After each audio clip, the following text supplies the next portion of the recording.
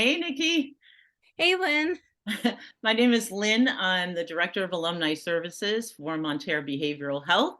We're a treatment center for primary mental health throughout Los Angeles. And today, speaking with me for our first YouTube channel video is an alumni of our program, Nikki. So welcome, Nikki. Thank you, Lynn. I'm glad to be here. I'm so glad you're here. Thanks for saying yes to doing this. I'm so excited. I know we're here to share some hope and inspiration to break the stigma of mental health and make it conversational. So I thought I would start off with asking you, what does mental health mean to you? That's a really great question, Lynn. And I think there's so many things tied into that. But I think for me, the very basics of it is being able to have and feel comfortable and confident with, for me, like my emotional state, my mental state, my social life, like how that's going, and just feeling at peace and content with that. I think when my mental health is in a bad place, there's a little bit of upheaval and chaos in that. And for me, that's a really good indicator that I'm needing more support or help. Hmm, love that. Thanks for sharing that. Yeah. So one of the things I wanted to ask you, besides what does mental health mean to you, is if you don't mind sharing, like when and how did you know that it was time to come to Montana and get some more support for yourself? Yeah, I think there was a huge downward spiral for me that I had been trying to get help for. I've struggled with depression and anxiety ever since I was a kid. Been on lots of medications and things like that. And I was in grad school to become a therapist, and it was like my last semester of school, and it was Yeah. September of 2020. Wow. And or 20, hold on, 2021, my apologies. Okay. September of 2021, and all of a sudden, like, my depression just got really, really bad, and I almost dropped out of school, my last semester, and I had some great professors and my supervisors who supported me through that, but it wasn't enough. And then I got out in the real world after my internship, started a job in the mental health field, and got really burnt out and hadn't really dealt with fully what I needed to. And so I actually ended up on a 24-hour mental health hold, and which turned into a 72-hour hold here in Colorado. And that's kind of when it was like, okay, like you need some major help. And I had a wonderful case manager at the place I was at who had heard about Montare, and I was like, why not? Like, I'm needing help. I've hit like literally my rock bottom. Why Mhm. not try something I've never tried before and go to a place out of state and get some help? And so that's kind of what led me to Montare, and the desire that I can't and could not at that time continue living the way I was. I love that you, thank you. I love that you use the word rock bottom because I know a lot of times in addiction recovery, they use that a lot, right? I hit my rock bottom. I'm not sure if people understand that you can hit a rock bottom and with your mental health, that it doesn't have to do with drugs or alcohol or anything like that. I mean, of course it does, but there's also the R side, right? The mental health side, like you've hit your rock bottom and it was time to come and get some more support and some more help. So before that time, you hadn't, I know you had a lot of support, you said, which is so important, but had you been to a program before? I went to a program for 1 month. My grandmother tragically passed away in 2016, and I'd gone to a place in Tennessee for a month, but it was mainly to get away from like the news crew and everything that was at my house. And it was more of like being able to process that grief versus dealing with like other traumas in my life. When I went to Montare, it was really to tackle my mental health and to tackle like the really big traumas that I experienced as a child. Makes perfect sense. Now that we're talking about you going into Montana, I just had a question come up in my mind. Can you share with us a little bit what, because I'm sure that's scary, right? Like, what was it like when you first, if you can go back and think about it, what was it like when you first came to Montana? Like, what was going on? I mean, I personally was terrified. I had never Yeah. been to California at all, other than a brief, like, hour layover in Oakland one time. Yeah. So being in LA, all of that was totally new for me.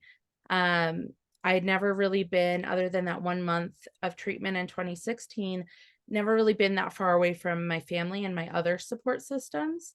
Mhm. Um, and I didn't really know what was gonna happen. I read all the pamphlets that Montare had, looked at their websites, talked to all of the intake workers and things like that, and had like that general idea.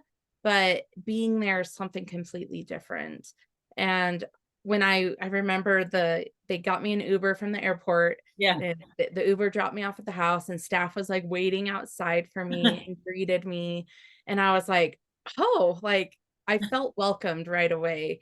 Nice. And which for me really lessened that anxiety of, "Oh my gosh, what if I hate it here? You know, how am I gonna get out of this and leave?"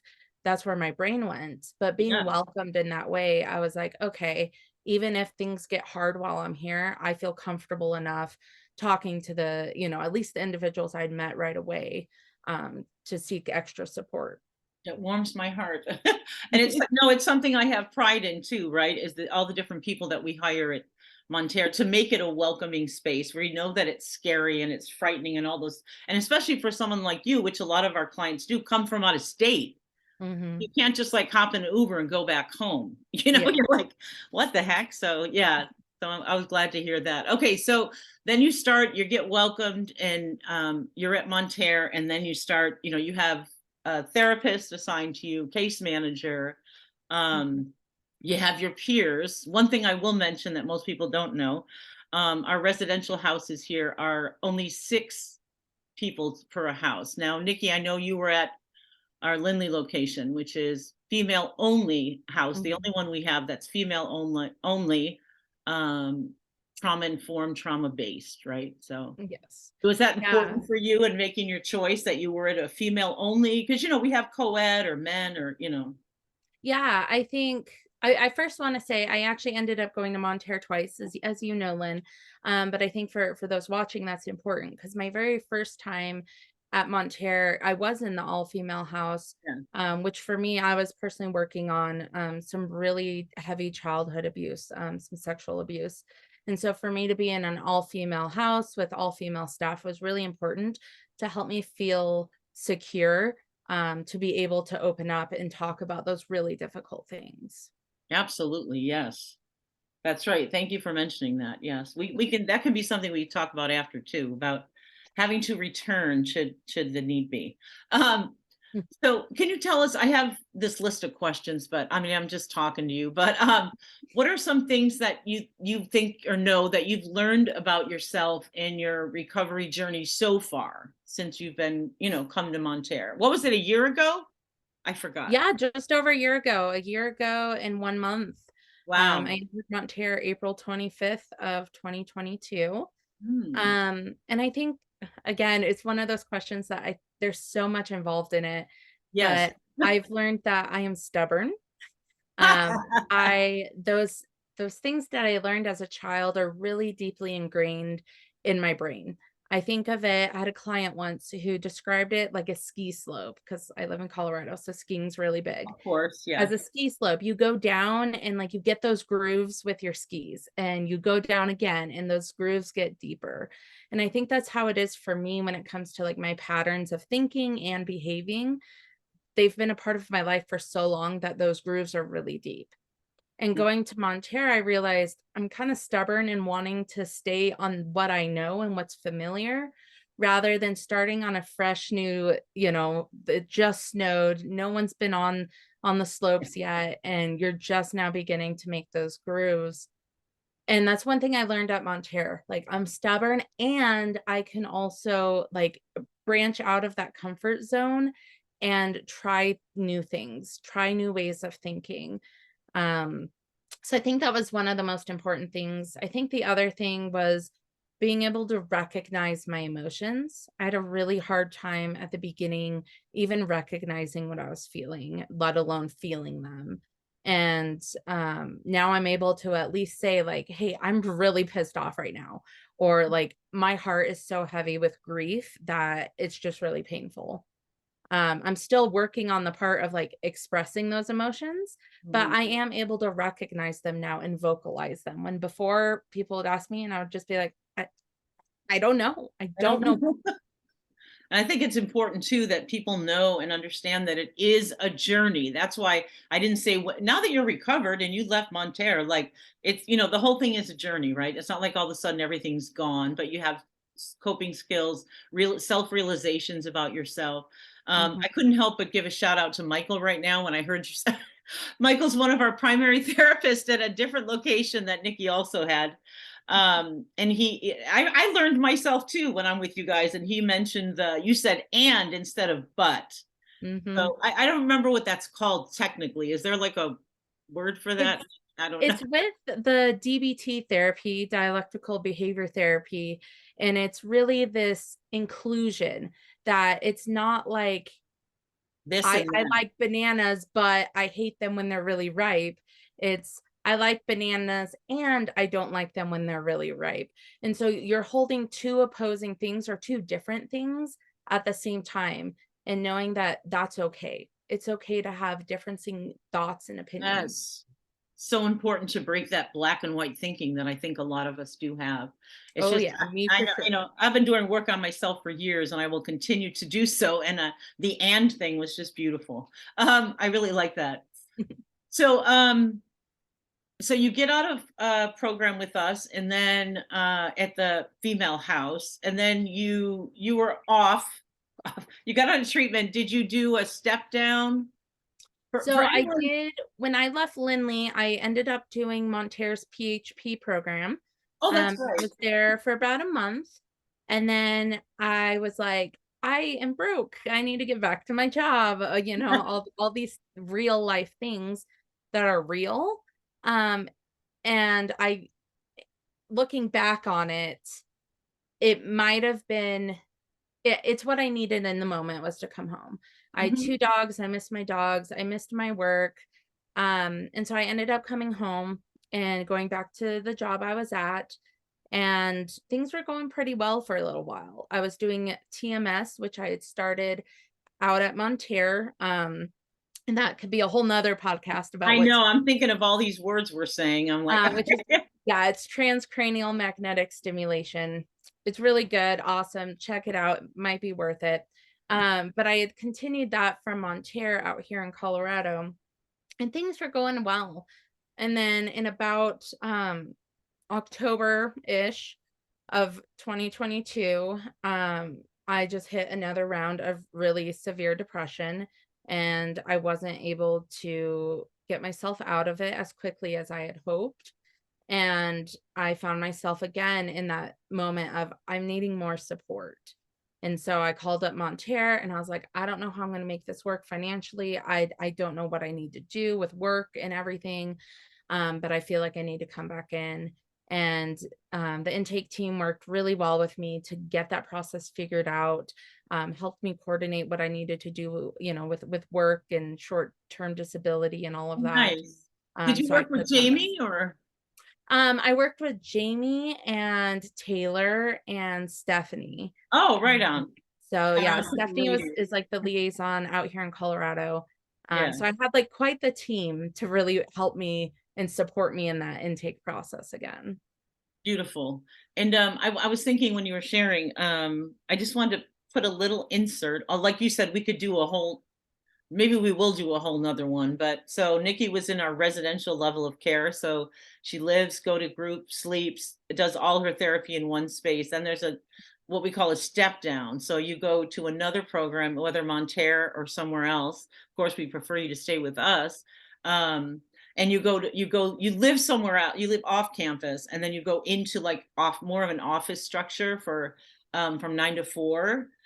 So it's a little bit like stepping out slowly into the real world, whatever that means, right? So you're not like 24/7 in the residential bubble. So you're kind of getting a taste of what it's like to have to start living and breathing and being out in public, I guess, in a way. Yeah, which I highly recommend. I think a lot of people which you had hinted at earlier, Lynn, think, yeah, like, I'm going to go get help and in a month I'm going to be better and life is going to be Yeah. great. And that transition, when you're in such a structured setting and you don't have to worry about cooking, you don't have Yeah. to worry really about laundry or cleaning or really any day-to-day things, you just get to focus on you and your mental health. For me, that transition, the second time around, I didn't step down, and it was a hard transition back into reality. And so I Yeah. really encourage anyone to do that transition of care from residential to partial hospitalization, that's called PHP, and Yeah. then to IOP, intensive outpatient, because it gradually lets you get back into life without being like this abrupt like shock. Right. Yeah. We always encourage it. For sure. I talk to everybody and like you said, sometimes there's situations that come up, people cannot do that. So, Mhm. but of course, both you and me recommend it. Yes. um, what do you think for you so far? So you've been out of the Valley Vista house for how long now? I'm going to guess I left mid-December, so it's been five about, months. yeah, it's been a while. Wow. That's And crazy. was this transition different for you this time since you knew about programming and stuff? Was it different the second time? Yeah, it was different and it was still challenging. Yeah. But it was different because I knew that I needed a little bit more time before I went back to work. And so I had actually went to visit my mom who's in a different state and spent a week out there and Yeah. then kind of started back in. And in that meantime, I had like quit my job last October, interviewed for a new job, got the new job, and told them like beginning of November, I can't start until January. And they were really gracious and let me do that. And so it was a slower transition back into a working environment. And then it was a new job. So instead of just picking up right where all the emails are overflowing and Yeah. bothering me, I was able to like ease into it, which for me personally was a great opportunity, for me. And I know again, like you said, not everyone can do that, but I Yeah. do recommend, like, if you could do at least 1 or 2 days of allowing yourself to just breathe and get back into things, it makes it a lot easier. I'm so glad you said that, Nikki, because oftentimes, and sometimes it's in the middle of their treatment, people think, oh, I have to leave in 3 weeks, whatever it is, because I have to go back to my job. It's like, Mhm. I always tell everyone it's like a little blip in your life. It feels like it's forever if you're with us for 30 days and then maybe another 30 in PHP, IOP, but it's really in the scheme of things, it's like a little blip in your life, Mhm. like we said, if someone can do it, awesome. Yeah. Um, Now that you're on your journey, your recovery journey, we'll call it, what for you, what scares you the most in your recovery? Well, not the most, or what scares you? No, I think that's a really great question, and my gut reaction is, which might sound a little silly, but I'm gonna go with it. My gut reaction is becoming better. Because again, I said those ski pathways are so ingrained in my brain. Those negative self-beliefs are so ingrained that to think about a different way of me being is scary for me. And I think it is for a lot of people. Yes. And it's scary and exciting, I should say. It's again holding two opposites. Yes. It's exciting and it's scary. And it's scary for me because it's unfamiliar. It's exciting because I know that by doing it, and by stepping out of my comfort zone and by healing all of these things and continuing on my journey of recovery, that I'm going to become the person that I am destined to be. Mhm. Um, and growth is scary in all forms. And so I think that's what scares me the most. I think when I was in treatment, it was different. I think in treatment, my fear was, what if I go back to being the way I was? What if I go back to being depressed, Yeah, yeah. suicidal, daily panic attacks? And I've kind of learned in this process that I'm not going to go back to that person. I might have moments, I might have a panic attack every now and then. This last week, I've been experiencing some pretty intense depression. However, it's been nothing near where it was prior to getting treatment. And I'm able to reach out for help, reach out for supports, you know, um, and things like that. Whereas before I would completely shut down and isolate. Mhm. This last week, I kind of isolated, but I would like reach out to a couple people and let them know things. And so I think it shifts. What scares me shifts. Um, so sorry, that was a long answer, but No, no, it totally makes sense. And I was thinking as you were sharing, I was thinking, and you also, and you still came on today. You didn't cancel. Like, and I yeah. think it's important everyone knows that there is an ebb and flow, which we keep talking about and focusing on, but it's true. It's Mhm. not It's like so all of a sudden everything's gone. But and true.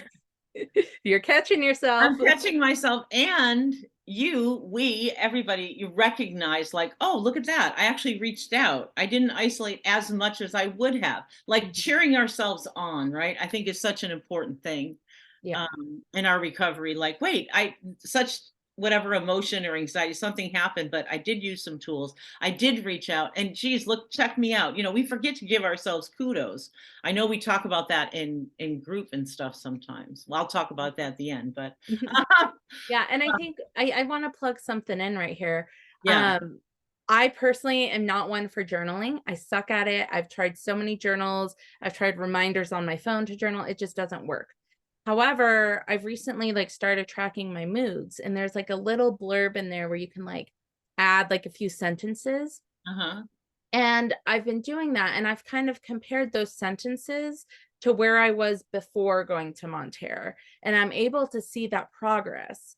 And so I say that because whether it's journaling or video blogging or blogging or just like making a note of like, this used to be a coping skill and now I've replaced it with this, whatever that looks like for you to be able to somehow document or remember that progress. Because in those moments, like for me this last week, where I did start isolating, I started getting those negative thoughts like you're a failure, you're going back to where you used to be. But then I was like, no, Nikki, stop that. Yeah. You and I had to like stop myself and say, yeah, you're sliding into a place that might be, familiar for you, but and there I go catching myself again. And it's different than it was before. Yes. You're not in such a bad place as you were before. And so doing anything that you can to recognize that progress. So important. And I think that's part of the reason I said what I did, right? Yeah. So being having the best job in the world where I get to do work with alumni, and I have two groups a week we do virtually because people come from all over the country, like Nikki's in Colorado. And I just forgot what I was going to say about that. Oh, as a reminder for one another, right? Like, how often have you been in group and it's like someone has those thoughts? It's a safe place just for our alumni to share that. And everyone then encourages, in case we don't have that thought right away that tells us, wait a minute, Lynn, what are you talking about? But if someone else is sharing that cares, you're like, wait a minute, they're right. What am I talking about? Yeah, and being able to have that community who has your back.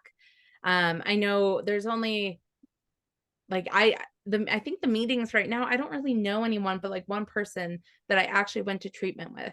Yeah. Everyone else has been to Montare, but I never like actually met them in person.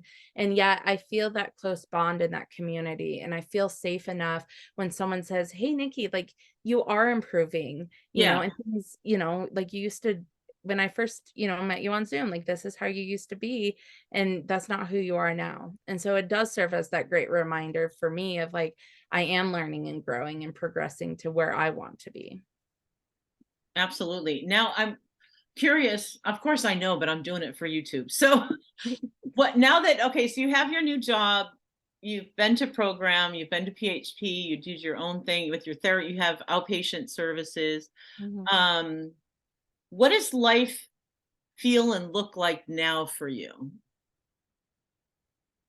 I think I have more boundaries when it comes to work.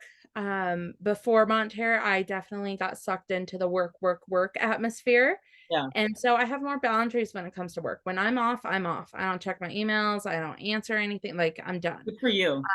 Yeah, and that for me has been a huge boundary setting. And I'm setting boundaries with family members, and Mhm. being able to say, like, this is what I'm willing to talk about or do, and this is what I'm not. I think my self-care has improved. I'm one that likes to be out in nature. So if that's Yes, sitting out on the front porch or even going for a drive with the windows down and listening to some good music, or maybe just being in the silence outside, I'm doing more of that rather than just staying like inside all the time. right.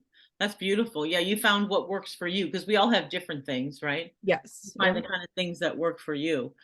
Um, Speaking to the public, what do you wish what's something that you wish everyone knew about mental health? I think that it affects everyone. Like mental health does not discriminate. And it's so vital to every aspect of our lives. If my mental health suffers, my relationships suffer, my physical health suffers, my work life suffers, my financial life suffers, because I usually spend, needlessly to fulfill whatever void. Yeah, Um, and so I think that there needs to be this emphasis on mental health. Like, it's okay to take a mental health day from work. It's okay to be honest about how you're feeling. I've had many conversations with my new boss of like, "Hey, I'm really struggling with depression, I just wanted to let you know what's going on." And she sat there and thankfully been really supportive, but just vocalizing those things, and that it's not taboo to talk about. It doesn't make you a weak person. It doesn't make me a weak person that I needed to go to Montare twice. It doesn't make me weak that I see a therapist every week.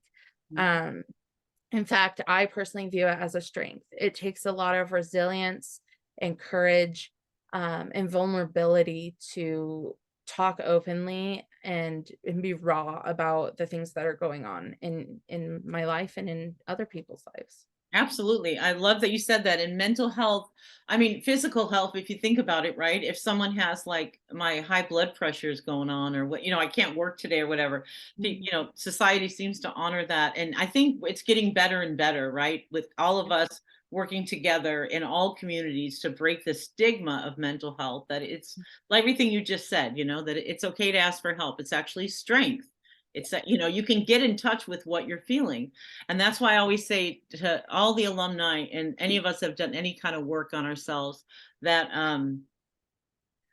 we're the ones that are breaking the chains of family trauma, family, whatever it is. And sometimes people go, "Oh, why did this happen to me? Why did it happen?" Which is, of course, horrible. And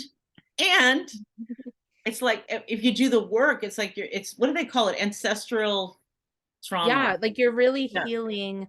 There's this quote, I don't know who it's by, but I'm a huge and firm believer in that generational trauma healing. Yes. And there's this quote that says, like, if you heal yourself, you're also healing 7 generations back. Yes.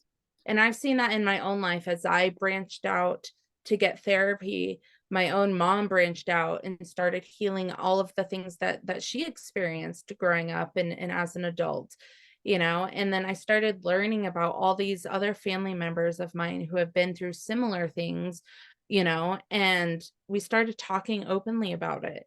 And we started doing our own work. And all of a sudden, all Yeah. these things that were secret and, that you were told to feel guilt and shame over, all of a sudden you felt connection and community and safe.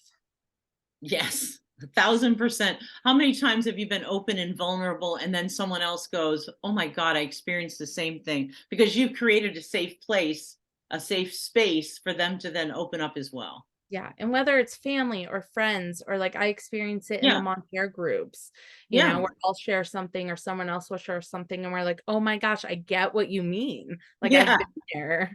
And then you don't feel alone as well, right? Because sometimes Yeah. before you get help, you think you're the only one this happened to, and suddenly you have a whole community of people in support, and you don't Yeah. feel I alone. love Brené Brown, and I wish I could, like, quote her better, than I'm probably going to, but she's huge on, like, that connection and belonging.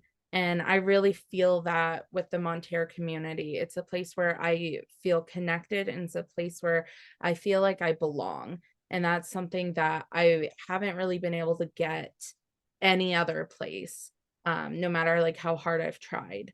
And so I just want to say props to Hey. you guys for creating such an environment for that, for clients and everyone really. Yeah, I'm so glad to hear you say that. And like I said before, I think I have the best job in the world, but a lot of places that I've been in the field, God, I think almost 20 years now.